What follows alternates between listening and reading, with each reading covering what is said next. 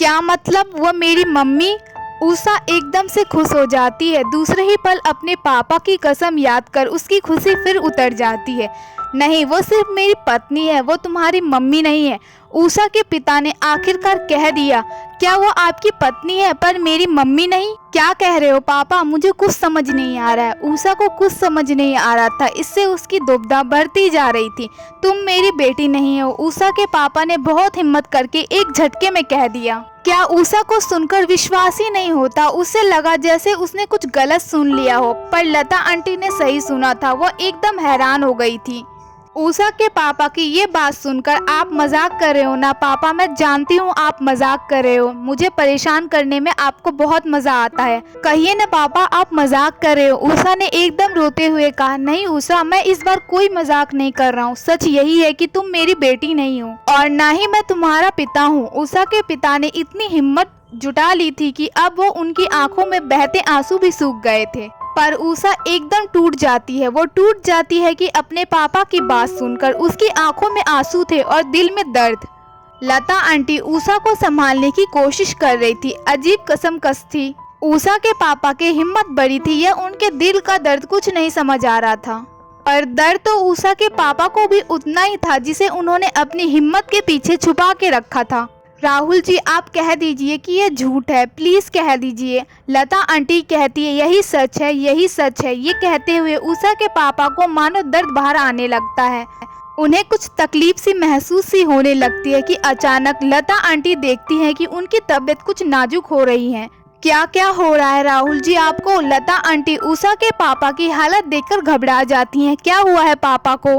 लता aunty की आवाज सुनकर उषा भी घबरा जाती है। उषा के पापा बहुत दर्द महसूस कर रहे थे। वो अपना सिर पकड़कर दर्द के मारे बेकाबू और बेचैन हो रहे थे। क्या हो रहा है आपको पापा? पापा, उषा घबराते हुए बोली। वह अपने पापा को संभालने की कोशिश कर रही थी पर उनका दर्द बढ़ते ही जा रहा था। यह देख के उषा की घबराहट और बढ़ती जा रही थी। उषा के पापा की हालत देखकर लता आंटी भी घबराई हुई थी, पर वो जल्दी ही समझ जाती है कि यह उनके दिल का दर्द नहीं बल्कि सिर का दर्द है। हालत इतनी बिगड़ रही थी कि लता आंटी ने चिल्लाकर कहा, उषा जल्दी एम्बुलेंस को कॉल कर, इनकी हालत बहुत बिगड़ रही है। उषा तुरंत अपनी कांपती उंगलियों से एम्बुलेंस को कॉल लगाती है और कांपती आवाज से एम्बुलेंस को जल्दी से जल्दी आने के लिए कहती है। कुछ ही देर में एम्बुलेंस आती है और उषा के पापा को ले जाती है। उषा और लता आंटी भी उसी एम्बुलेंस में साथ चली जाती हैं। यहाँ लता आंटी सागर को भी फोन करके ये बताती है कि उषा के पापा की तबीयत बहुत बिगड़ गई है, वह जल्द से जल्द हॉस्पिटल आ जाए। 24 साल पहले रविवार का दिन था। बारिश का मौसम जोरों पर था। चूँकि पूजा बहुत ही चुलबुली और नटखट अंदाज की थी और उसे बारिश बहुत पसंद थी और बगैर किसी की परवाह किए वो बीच सड़क में बारिश की बूंदों में छम छम बस झूमे जा रही थी। आसपास के लोग जो खुद को बारिश से बचाने के लिए किसी न किसी ओट का सहारा लिए किनारे खड़े थे, वे सब लोग पूजा को यूं ही झूमते हुए देख रहे थे। तभी अचानक न जाने क्या हुआ, बारिश की बूंदे के साथ साथ हवाएं भी तेज होने लगी। पर पूजा बेसुध थी। पूजा को वो हवाएं तेज नहीं बल्कि संवेद लग रही थी। जो बारिश की बूंदें उसके साथ साथ बह रही थी, पूजा को बस मौसम और इस बारिश का आनंद उठा रही थी। पर उसे ये खबर ही नहीं थी ये बारिश, ये हवा और वो खुद किसी को मदहोश करने की वजह बनी हुई है। हाँ, दाहिने ओर एक लड़का था जो चाय की टपरी की ओट लिए बारिश से बचकर खड़ा था और गरम गरम चाय की चुस्की ले रहा था। कूलर में पड़ी उसकी गर्म चाय से धुआं अभी उठ ही रहा था कि उसकी नज़र पूजा पे पड़ती। पूजा को देखते ही उसे ऐसी तरोताजगी महसूस होती है कि वह चाय पीकर वैसी ही ताजगी तो बिल्कुल महसूस नहीं कर सकता था। उस लड़के ने अपनी कुल्हड़ वाली चाय को अपने लबों से दूर रखा ताकि बीच में कोई खल ना पड़े। पूजा बारिश की बूंदों में मस्त, वो लड़का बारिश की बूंदों में लिपटी झूमती पूजा को निहारने में मदमस्त। बड़ा सुहाना दृष्टि चल रहा था। तभी अचानक से पास में लगे बिजली के खम्भे में कुछ हरकत होती है। लड़का देखते ही वो बिजली की तार किसी भी वक्त टूट सकती है और पूजा वहीं उसी खम्भे के बगल में बारिश में भीग रही थी। लड़का घबरा जाता है और दौड़कर पूजा का हाथ पकड़ उस खम्भे और बारिश की बूंदों से दूर ले जाता है। पूजा को ये उस लड़के की बदतमीजी लगी। उसने उस लड़के को एक तमाचा जड़ दिया। तभी उस खंबे से बिजली के तार और झटकों की आवाज आती है। पूजा को ये देखकर एहसास होता है कि आज उसके साथ बहुत बड़ा हादसा होते होते रह गया। पूजा को फिर अपनी गलती का भी एहसास होता है। उसने बेवजह उस लड़के को थप्पड़ मार दिया। उस लड़के ने तो उसकी जान बचाई थी, बचानी चाहिए थी, क्या जान बचाई है। प्लीज़ मुझे माफ़ कर दीजिए, मैंने बगैर कुछ सोचे समझे आप पर हाथ उठा दिया। पूजा ने अपनी भूल पर पछतावा करते हुए कहा। उसे सच में बहुत बुरा लग रहा था। जी कोई नहीं, होता है। लड़के ने कहा नहीं नहीं, ऐसे कैसे होता है, आपने मेरी जान बचाई है, मैं बेवकूफ़। देखिए आप मुझे माफ़ कर दीजिए, पूजा ने हाथ जोड़ते हुए कहा। अच्छा अच्छा ठीक है, मैंने माफ़ कर दिया, पर आप ऐसे हाथ मत जोड़िए, लड़के ने कहा। वैसे आप ठीक तो है ना? हाँ हाँ मैं बिल्कुल ठीक हूँ, पर शायद मैं ठीक नहीं होती अगर आप ना होते। आपका बहुत बहुत शुक्रिया, पता नहीं मैं आपका ये एहसान कैसे उतारूंगी। पूजा ने कहा बस अगली बार मैं जब बारिश में हो तो ऐसे खुले सड़क में, खास करके खंभों के नीचे मत भीगिएगा, एहसान उतर जाएगा। लड़के ने मुस्कुराते हुए कहा। मैं भी बड़ी बेवकूफ़ हूँ, बारिश देखते ही पता नहीं मुझे क्या हो जाता है, कहीं भी शुरू हो जाती हूँ। पूजा ने अपने चुलबुले अंदाज से कहा। लड़के को उसका चुलबुलापन पसंद आ रहा था। लड़के को उसका चुलबुलापन समझ भी आ रहा था, क्योंकि उसके साथ इतना बड़ा हादसा हो सकता था। वह इस बात से सहमी हुई नहीं, बल्कि वह उस हादसे से बच गई थी। उसे इस बात की खुशी ज़्यादा थी। लगता आपको बारिश में भीगना बहुत पसंद है, लड़के ने पूछा। पसंद? अरे बहुत पसंद है, मैं एकदम पागल हूँ बारिश में भीगने के लिए। और आपने तो मेरा ये पागलपन अभी भी देख लिया है। पूजा ने कहा हाँ मैं समझ सकता हूँ आपको बारिश कितनी पसंद है। लड़के ने कहा हाँ आपको बहुत बहुत शुक्रिया, पता नहीं अगर आज आप नहीं होते तो क्या होता। पूजा ने कहा जी कुछ नहीं होता, अब आप आगे से सावधान रहिएगा बस। लड़के ने कहा आप कहाँ जा रहे हैं, बताइए मैं आपको छोड़ दूंगा। पूजा ने कहा। लड़का मुस्कुरा देता है। जी आप मुस्कुरा क्यों रहे हैं? लड़के ने लड़के की मुस्कुराहट देखकर पूछा। जी आमतौर पर ये सवाल लड़के करते हैं लड़कियां से, पर यहाँ तो आप मुझे छोड़ने के लिए कह रही हैं। लड़के ने मुस्कुराहट बरकरार रखते हुए कहा जी अब जमाना बदल गया है, बहुत आगे बढ़ गया है। आप बताइए कहाँ जाना है आपको, मैं आपको अपनी गाड़ी से छोड़ दूंगी। पूजा ने कहा जी आप तकलीफ मत लीजिए, मैं थोड़ी थोड़ी दूर जाने के लिए अपने पैरों का ही इस्तेमाल करता हूँ। लड़के ने शालीनता से कहा जी ठीक, फिर मैं चलता हूँ, आप अपना ख्याल रखिएगा। लड़के ने कहा। पूजा को भी लड़के का शालीन व्यवहार बहुत पसंद आ रहा था। जी आपका फिर से बहुत बहुत शुक्रिया, पूजा ने कहा। लड़का मुस्कुराकर चल देता है। अरे सुनिए, जाते जाते अपना नाम तो बता जाइए।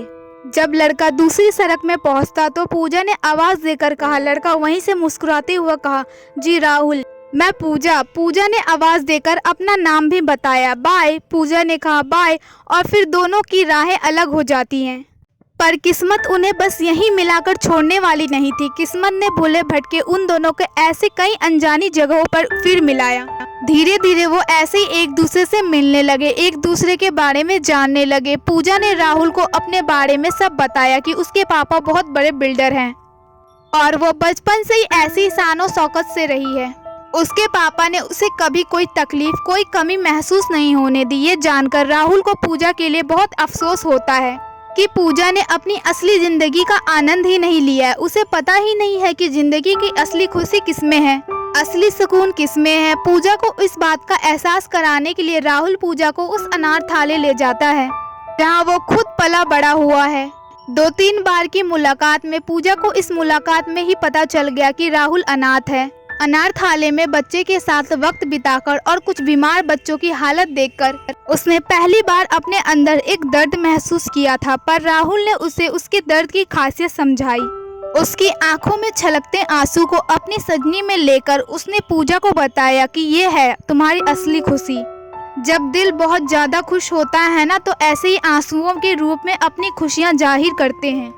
तब से पूजा के लिए वो अनाथालय उसकी खुशी का ठिकाना बन गया था। दोनों ने मिलकर अनाथालय में बहुत वक्त बिताया और खुलकर जिंदगी जी, और ऐसे ही धीरे धीरे दोनों के बीच कुछ बातें बनने लगी, कुछ रिश्ता जुड़ने लगा और धीरे धीरे वो रिश्ता प्यार की गहराई तक पहुंच गया।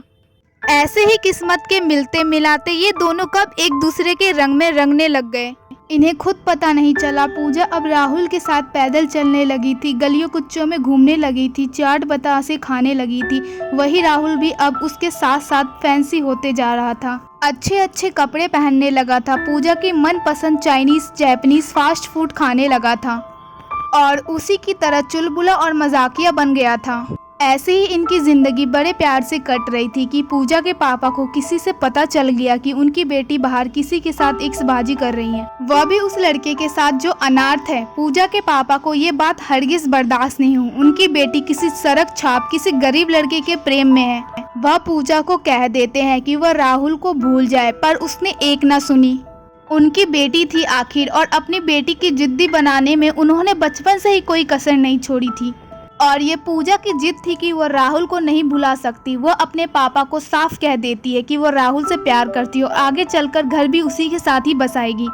पूजा के मम्मी पापा ने पूजा को बहुत लाड प्यार से पाला था, इसलिए वह उसके साथ जोर जबरदस्ती नहीं कर सकते। वे लोग उसे प्यार से समझाते हैं कि वह उस लड़के को भूल जाए। देख बेटा, वो तेरे लायक नहीं है, पता नहीं किस खानदान किस वंश का है, पता नहीं उसकी क्या नीयत हो। पूजा के पापा ने कहा, पापा ये आप कह रहे हैं? आप इतने बड़े जाने माने बिल्डर, ऐसी छोटी सोच, लोग को पता चलेगा तो क्या कहेंगे। पूजा की इस तरह की बात पर पापा को गुस्सा आ जाती है और उस पर चिल्ला बैठते हैं।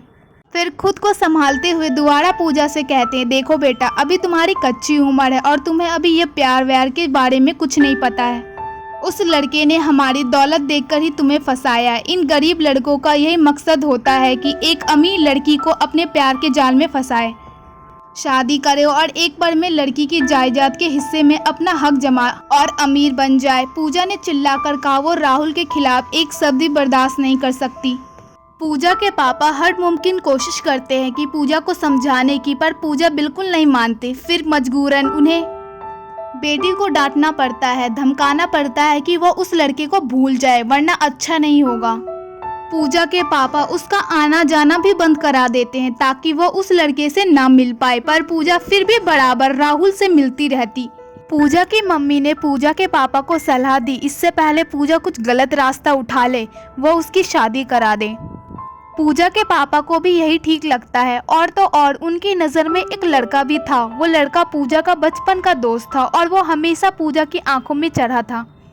पूजा के पापा ने बगैर उसकी मर्जी के पूजा को ये फरमान सुना दिया कि वो उसी सौरभ से कह रहे हैं, पापा उस दिन तो आप कह रहे थे कि मेरी उम्र कच्ची है, प्यार व्यार नहीं समझती, और अब अचानक ये जबरदस्ती रिश्ते में बांधने का क्या मतलब है। पूजा शादी की बात जानकर बड़ी उदास हो गई। पूजा अभी 24 साल की ही थी और इतनी जल्दी शादी तो वो राहुल से भी नहीं करना चाहती थी। अगले दिन वो सौरभ से मिलती है, जो उसका बचपन का दोस्त था और जिससे उसके पापा ने उसकी शादी तय की थी।